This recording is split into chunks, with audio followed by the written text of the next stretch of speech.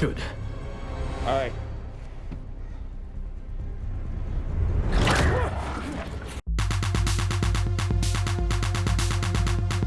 Hello survivors and welcome to Survivor's Guild, the only channel that determines your odds of surviving 2017's underrated stuck with an alien on a space station movie, Life. So stay tuned till the end for your survival stats. I'm your sharp-dressed slasher turned horror host, GhostFake, and today we are taking a look at 2017's Life. But first, go ahead and hit that like button with some electricity to keep it going, and blast that subscribe button with a space flamethrower to keep it from getting away, and hit that share button to tell Calvin all about its new planet, Earth. And go ahead and check out patreon.com/survivorsguild. For just $1 a month, you can help us here at Survivors Guild go to space, as well as other perks like early access to my regular videos, and special patrons-only content. Now I hope you like finally achieving your goal of getting to the International Space Station, only to realize that space contains horrible, terrible things. Cause this movie is getting spoiled. Life, written by Rhett, Reese, and Paul Wernick, and directed by Daniel Espinosa, and starring Jake Gyllenhaal, Rebecca Ferguson,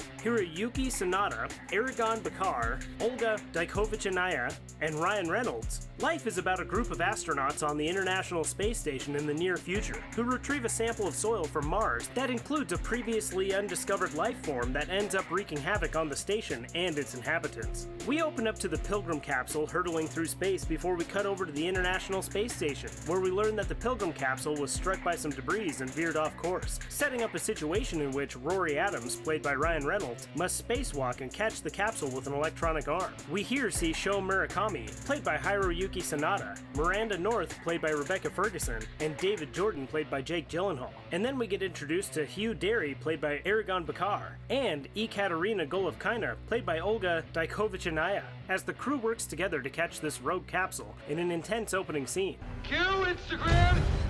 I didn't want to jinx it.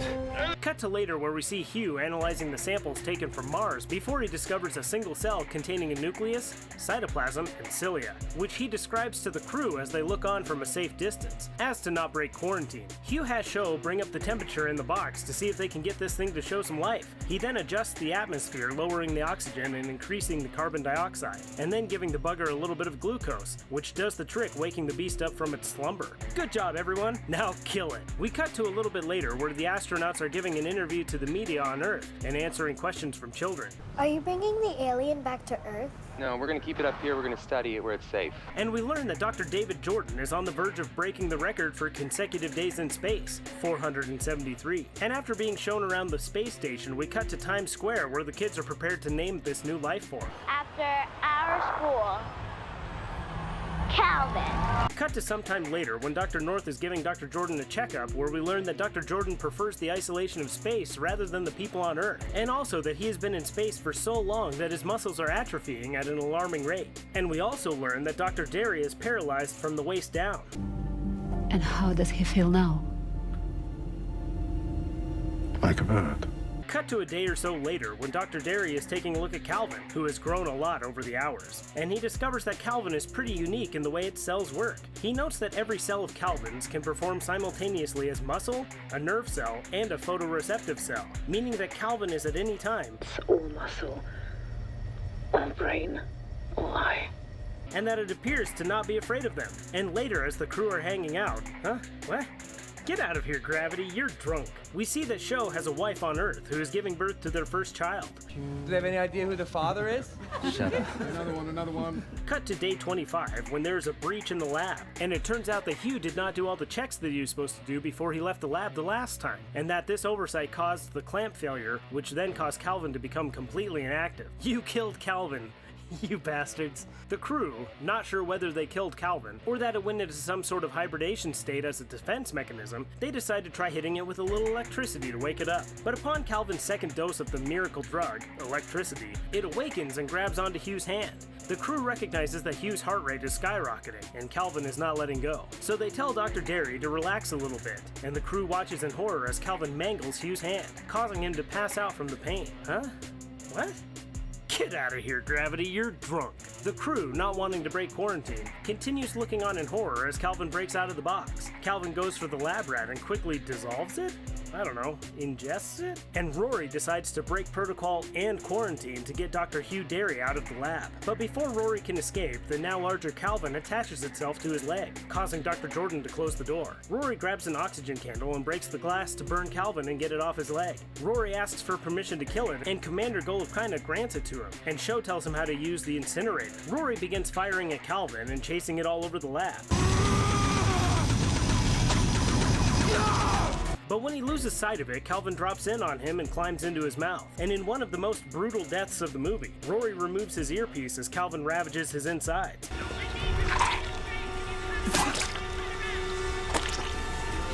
causing Rory to flatline into the meat bank at deposit number 1. The incinerator floats too close to one of the vents, causing the fire protocol in the lab to turn on, giving Calvin a way out of the lab. Calvin emerges from Rory, now a beautiful butterfly, as Sho and Commander Gyllenhaal try to shut the vents, but Calvin is able to get into the last vent before they can shut it.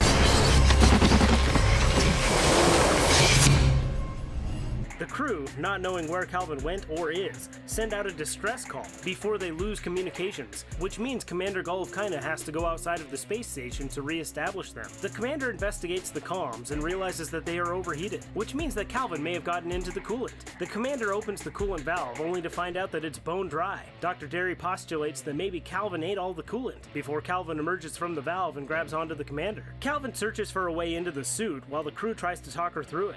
It's squeezing. Cat, are you okay? Dr. Jordan heads to meet her at the airlock and burn Calvin off of her, while Commander Gyllenhaal realizes that Calvin's squeezing must have ruptured the coolant system in her suit, causing it to leak out coolant into the suit. The commander gets to the airlock, now drowning in coolant, and Dr. Jordan tries to calm her down. Cat, don't swallow it. It's toxic, okay? They work together to open the airlock, but when Calvin reminds the commander that it's still around, she begins work keeping the airlock closed. And as Dr. Jordan pleads with her to stop fighting him, we hear Commander Gyllenhaal struggling to breathe as she drowns in coolant. Cat, you're fighting me, Cat. Come on.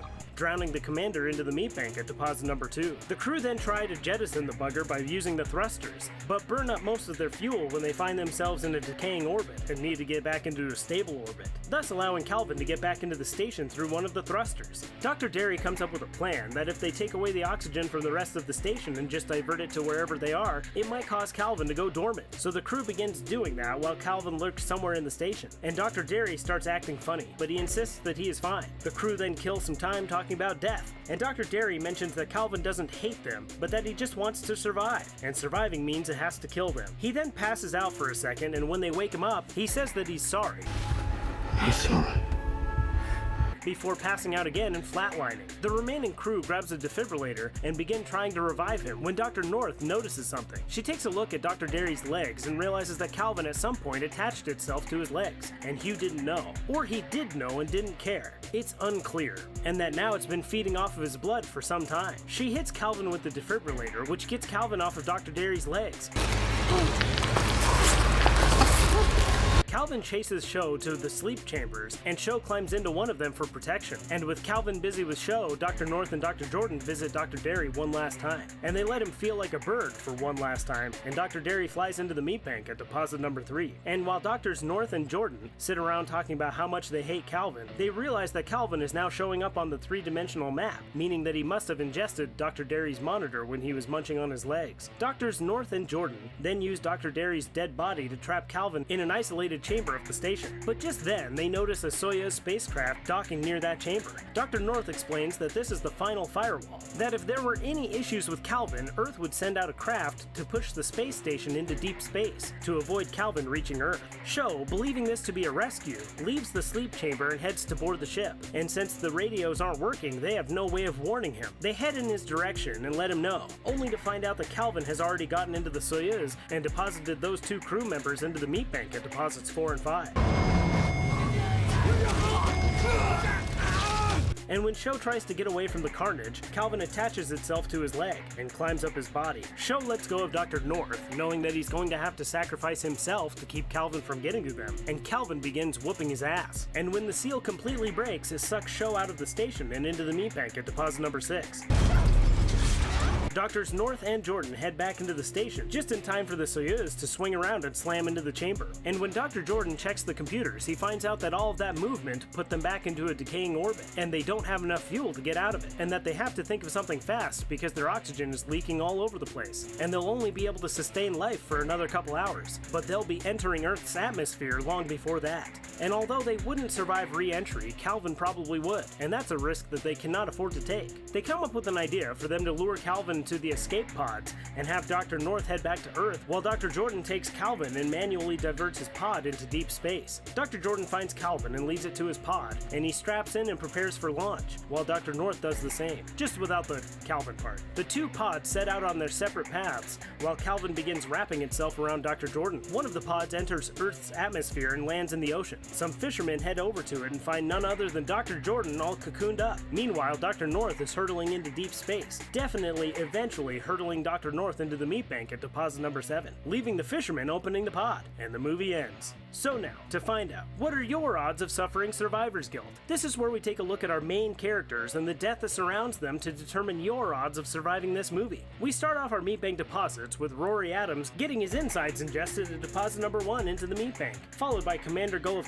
chugging coolant at deposit number 2. We then get Dr. Derry possibly sabotaging the rest of the crew at deposit number 3, and the Soyuz crew getting dispatched at deposits 4 and 5. We then get Sho getting his ass beat by a boxing Calvin at deposit number 6, and we wrap up our meat bank deposits with Dr. North hurtling into deep space at deposit number 7. Now let's take a look at our survivors. We've got Dr. Jordan. Now, given the situation, I really want to assume that Dr. Jordan is going to die, but in an interview with the director, he said that it's not necessarily the case, and that because Dr. Jordan was the only crew member that didn't meet Calvin with hostility, that maybe something happened in that capsule that changed Calvin. And although I think that that's kind of bull, I guess I'll just go with it. And for now, Dr. Jordan is our only survivor, which means that out of a total of 8 characters, only 1 survives, giving you a 12.5% chance of surviving this movie. Given those odds, how would Calvin make sure that space is your final frontier? Let me know in the comments below. And if this is your first time on my channel, go ahead and subscribe so that you don't miss out on any of my future videos. And consider checking out patreon.com/survivorsguild. For just $1 a month, you can help us here at Survivors Guild keep the lights on. And special thanks to my patrons, Chris D, Sackhead Ed, Bubba T,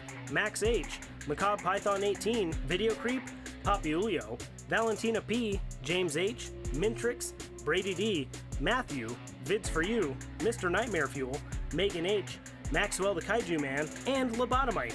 Thank you guys so much, your support truly means the world to me, and it goes a long way. Alrighty guys, as always, thanks, and mayonnaise on an escalator, it's going upstairs, so see you later, and don't die. May I have your attention, please? May I have your attention, please? Will the real live Calvin please stand up? I repeat, will the real live Calvin please stand up? We're gonna have a problem here. Y'all act like you've never seen a Martian before. Jaws on the floor like Show when Calvin burst in the door and started whooping his ass worse than Roar when he climbed in his gorge and ate up all his gore. It's the return of the wait, GhostFake, you're kidding. He didn't try to rap just now, did he? And Dr. Derry said, nothing, you idiots. Dr. Derry's dead. He's getting munched on by Calvin. Russian women love Calvin. Chicka Calvin. I'm sick of it. Look at it. Floating around, grabbing my you-know-what, breaking my coolant tubes. Yeah, but he's so cute, though. Yeah, I'll admit it. Calvin vaguely looks like a little baby Groot, but he ends up looking a lot more like a Tentacruel. Sometimes the crew just want to get on and carouse, but can't because they're afraid that Calvin will get loose. I'm climbing in your lips. I'm climbing in your lips. And if you're lucky, you'll find out how living without organs is.